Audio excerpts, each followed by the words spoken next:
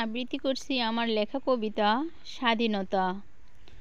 আমি দেখিনি স্বাধীনতার যুদ্ধ, শুনেছি স্বাধীনতা মানে 1971 সালের 26শে মার্চ।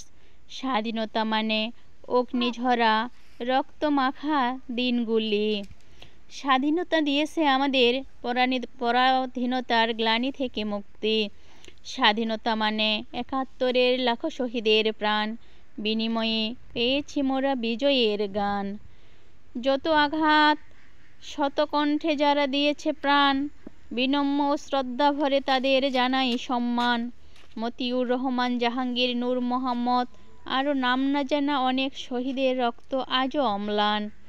পাকিস্তানি শাসকের অত্যাচারী শাসন, এই নিয়ে শুরু হয়েছিল 7ই মার্চের ভাষণ। ইয়াহিয়া জেনারেল টিক্কা খান শত শত বাঙালির কেড়ে নিয়েছে প্রাণ।